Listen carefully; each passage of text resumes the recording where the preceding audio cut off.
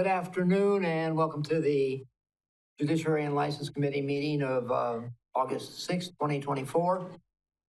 We've called the meeting to order and we'll ask for citizen comments. I don't see any citizens out there wishing to speak tonight. So we'll move on to the approval of July 16, 2024 minutes. We have a motion from Bureau, second by Yes. Mr. Yes.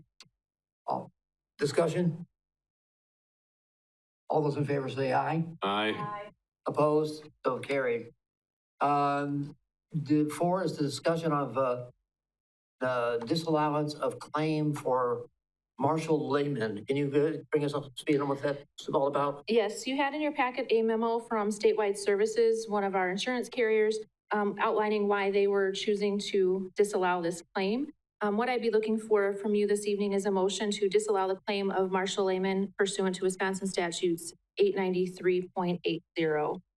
This is the standard procedure. It just accelerates the time frame for which the individual has time to make a claim. So moved. Moved by Varsho, second by Rebecca. Discussion? No discussion. All those in favor, please say aye. Aye. Opposed? So carried. And number 5, update on April 18, 2024 compliance checks with consideration at request of police chief for determining the demerit points pursuant to municipal code 9-34 sub 3 sub C. Chief, that's yours. Thank you. On April 18th, we did conduct another compliance check. During that time, out of the 42 establishments in our city, unfortunately, 3 had failed that compliance check. One of those 3 is Hop and Grape. And unfortunately, they also failed a compliance test on December 8th, was found guilty on January 10th of 2024. And then this compliance check on April 18th, they were also cited for that and found guilty on June 26th. I'm requesting that we assess 75 points. That's below the 100 where we would consider revoking their license. However, I would leave that up to this body. Okay, now let me get this straight. They've within 1 year, if this is a time frame of 1 year, Right. and they've had 3 violations at that time. They've right? had 2. 2. Yep. Okay, so what you're charging under what? Under C3?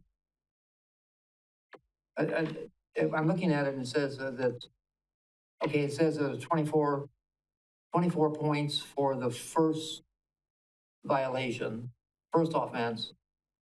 And then number 2 is, if there's a second one, it's 50 demerit points for the second and third subsequent means. So you're putting 75? Be 75, 25 for the first, 50 for the second. Correct. Okay. And all in statute 125. Okay. And Rebecca? Were these violations because the server didn't card somebody? Correct. Both times. It's both to minors. And the server also was cited, their actual personal? Yep, both servers were cited. I don't know if it's different people, but they were found guilty. Both have been gone through the court process. And you can't tell me if the server was the same person both times? The server was not the same person. Okay, thank It's you. 2 different people, and the establishment was not issued a ticket. Correct. Only the servers were issued the violation, the Okay. ticket. Okay, so with 75 points, it's one to assess. Correct. Or if we assess it, right? Yeah, so Is there any further, any extenuating circumstances or? no. Okay, so it's up to you guys. What do you want to do? I'm good with moving to assess on the 75 points. Okay, we have a motion and is there a second? Second. Second by Rebecca. Discussion? There being none, all those in favor say aye. Aye. Opposed? That's it. It passed. Okay, and discuss 2025 fee schedule as it relates to business licensing. Who's got that? Yep, I'll take that. So in your packet, I provided a list of what our current fee fees look like for licensing specifically.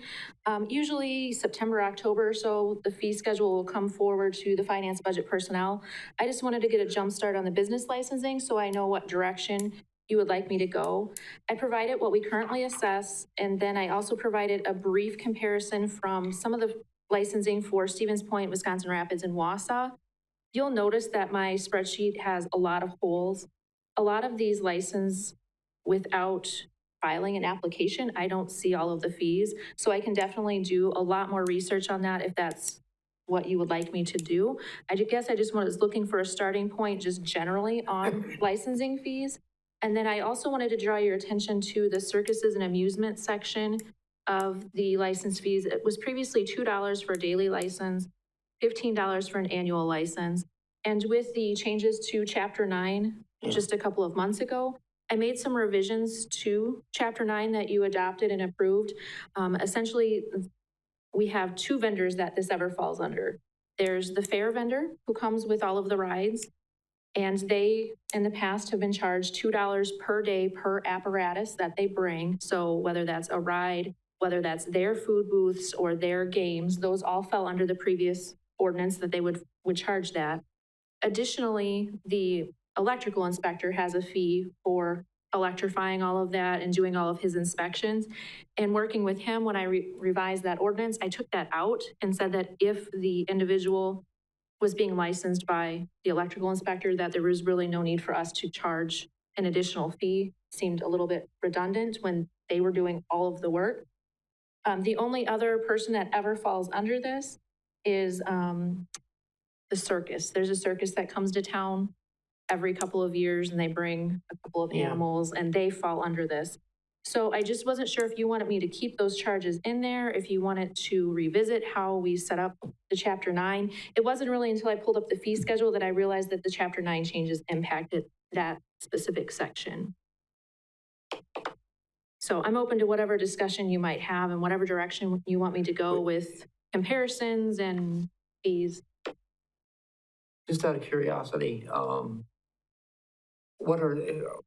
is there an increase in the fees being recommended as you're pulling them up right now? I think that some of our fees definitely have some room to increase. But again, I would like some direction from you where you want me to be doing that. I don't feel it's my position as the clerk to be deciding what we should charge our businesses.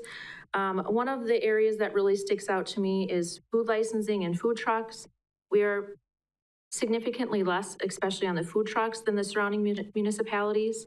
I've been speaking with our fire chief and his staff they are working on a tri-city inspection license. They're working with Wisconsin Rapids and Stevens Point on how they might share that inspection service. So about a year ago when we were looking at this, we thought we would add that fire inspection fee onto our food truck fee, and then some of that money would be allocated their way. If they're going to work with the other municipalities, they would be collecting their own fee. Do we feel like that's enough? Do we want to increase our food truck license knowing they still have to do the fire inspection? I don't necessarily have any other huge recommendations on areas that jump out. Some of these are mandated by the state at what we should charge or what our maximums should be. Maybe the operator, the temporary bartender license is $2. It's a lot of staff work for $2. My hesitation is these are volunteer bartenders who are working at the fair or Hub City Days or Dairy Fest. Do we really want to charge them additional for volunteering? Again, your discretion and however you tell me to go. Discussion? Rebecca, go ahead. All right, so I just have a couple questions first. When I went through this list, and I don't know why I don't know this answer, but on your chart that you put together, what is transient, 2-day transient, 2-4 transient, 6-month transient, annual? What is that for? Those are the merchants that come into town for a short period of time. They do not have a brick and mortar business established in the city of Marshfield, and they are traveling through. These are the seafood trucks that you'll see set up in a parking lot selling frozen seafood. These are the citrus vendors that come through and sell just their fruit out of the back of the truck. These are the people that go door to door trying to sell upgrades to your roof or bathroom remodels or whatever else they might be selling door to door. State does say that we should license those. And it is a pretty steep license fee for the simple sake that these are temporary vendors coming in. They have no other money they are paying to the city. It doesn't matter if they come in and sell $5 worth of product or $50,000 worth of product. The city does not see any money from that aside from their license fee. Gotcha. They are also required to provide a surety bond. They have to be Gotcha. bonded and insured before they go door to door. And then what is, right above that, operator, 2-year, 1-year, provisional, temporary? Those are the bartenders. Bartenders, okay.